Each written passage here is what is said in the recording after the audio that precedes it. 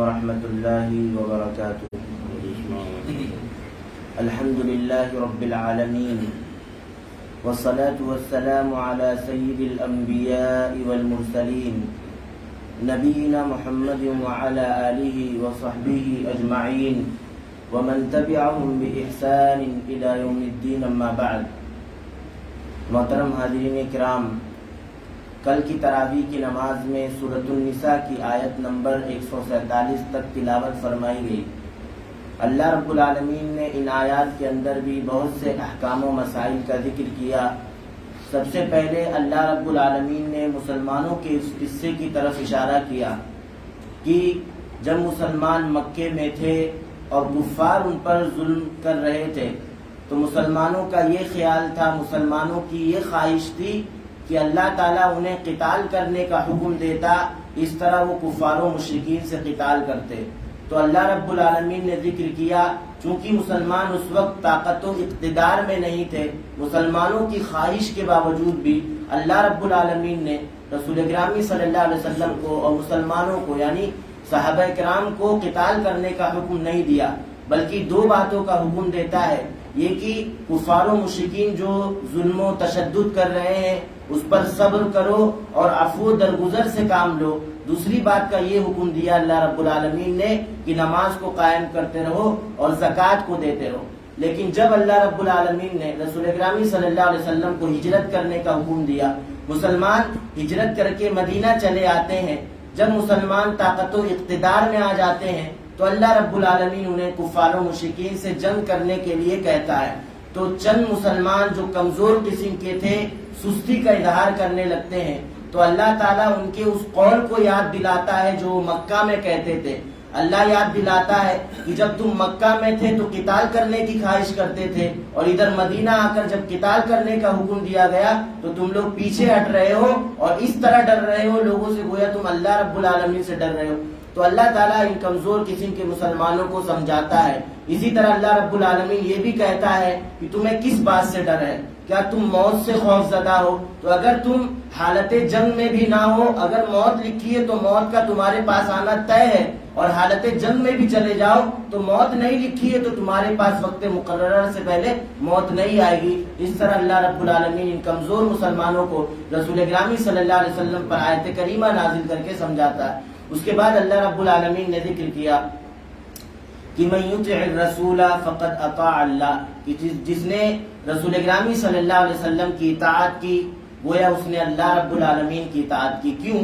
اس لیے کہ اللہ کے رسول صلی اللہ علیہ وسلم جو کچھ کہتے ہیں، جو کچھ کرتے ہیں، وہ سب اللہ رب العالمین کی جانب سے ہوتا ہے، لہذا اللہ کے رسول کی اطاعت میں اللہ رب العالمین کی اطاعت ہے، اور جناب محمد رسول اللہ صلی اللہ علیہ وسلم کی نافرمانی میں اللہ رب العالمین کی نافرمانی ہے۔ اسی وجہ سے اللہ رب العالمین نے ایک موقع پر ذکر کیا وَمَا آتَاكُمُ الرَّسُولُ فَخُذُوهُ وَمَا نَهَاكُمْ عَنْهُ فَانْتَهُوا، کہ رسول گرامی صلی اللہ علیہ وسلم جو چیز تمہیں دیں، یعنی جس بات کا حکم دے اسے کرو اور جس بات سے روک دیں اس سے رک جاؤ۔ اسی لیے کہ اللہ کے رسول صلی اللہ علیہ وسلم کی اطاعت میں اللہ کی اطاعت ہے، اور رسول گرامی صلی اللہ علیہ وسلم کی نافرمانی میں اللہ رب العالمین کی نافرمانی ہے۔ اسی طرح اللہ رب العالمین نے ان مسلمانوں کو تنبیہ کیا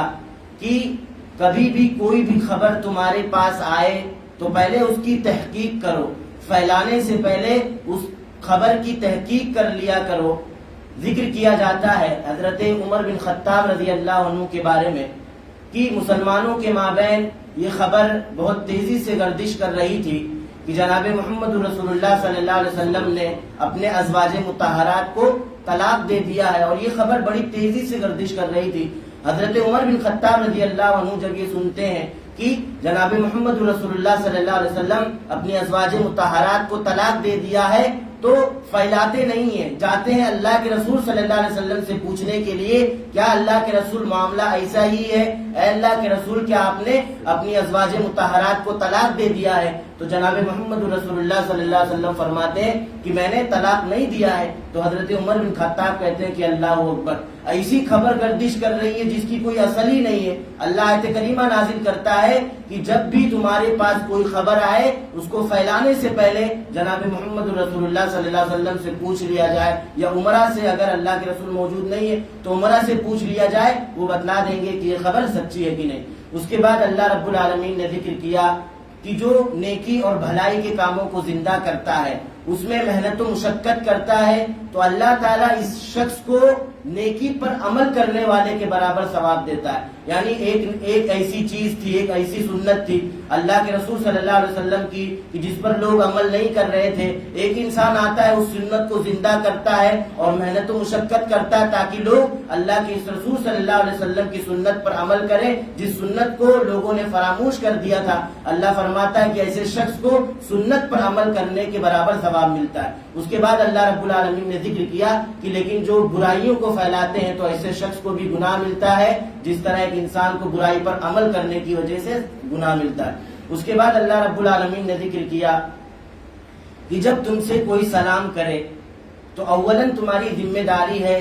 کہ اس سلام کے جواب میں اس سلام کا جواب بڑھا کر دیا جائے۔ حدیثوں میں آتا ہے کہ اگر تم سے کوئی السلام علیکم کہے تو تم ورحمت اللہ کا اضافہ کر دو، ورحمت اللہ کے ساتھ کہے تو وبرکاتہ کا اضافہ کر دو۔ لیکن اس کا یہ مطلب نہیں کہ اگر کوئی پورا سلام کر رہا ہے تو آپ اس کے جواب میں 2-4 لفظ کا اور اضافہ کر دو، تو یہ خلاف سنت ہو جائے گا۔ اگر پورا سلام کیا السلام علیکم ورحمت اللہ وبرکاتہ تو آپ بھی اتنا ہی جواب دیں گے، بڑھا کر نہیں دیں گے۔ بڑھا کر کب جواب دینا؟ جب وہ کم سلام کرے، السلام علیکم کہے تو آپ رحمت اللہ کا اضافہ کریں، وہ رحمت اللہ کہے تو وبرکاتہ کا اضافہ کریں۔ لیکن اگر پورا سلام کر رہا ہے تو 2-4 لفظ نہیں بڑھائیں گے، اس لیے کہ یہ خلاف سنت ہو جائے گا، شریعت سے ثابت شدہ عمل نہیں ہوگا۔ اس کے بعد اللہ رب العالمین نے ذکر کیا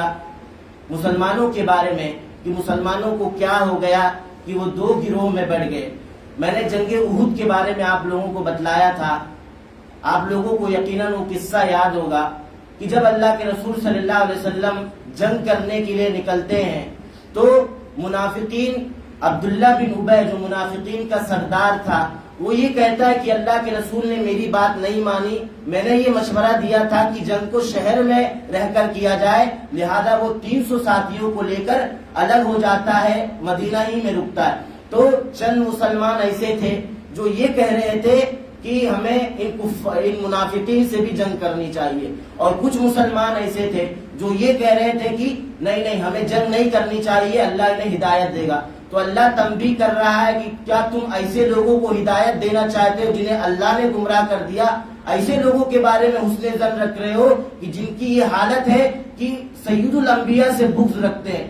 انبیاء کے بعد سب سے مقدس جماعت صحابہ کرام کے بارے میں بغض رکھتے ہیں کہ انہیں جب کوئی تکلیف پہنچتی ہے تو یہ ایسی قوم ہے کہ انہیں خوشی ہو جاتی ہے، جب آپ کو نعمتیں دی جاتی ہیں تو یہ ایسی قوم ہے کہ یہ بغض رکھنے لگتی ہے، انہیں تکلیف ہوتی ہے۔ تو ایسے قوم کے بارے میں حسن ظن رکھ رہے ہو جنہیں اللہ رب العالمین نے گمراہ کر دیا۔ اس کے بعد اللہ رب العالمین نے قتل کے سلسلے میں ذکر کیا۔ اہل علم لکھتے ہیں کہ قتل کی 3 قسمیں ہیں، ایک قتل خطا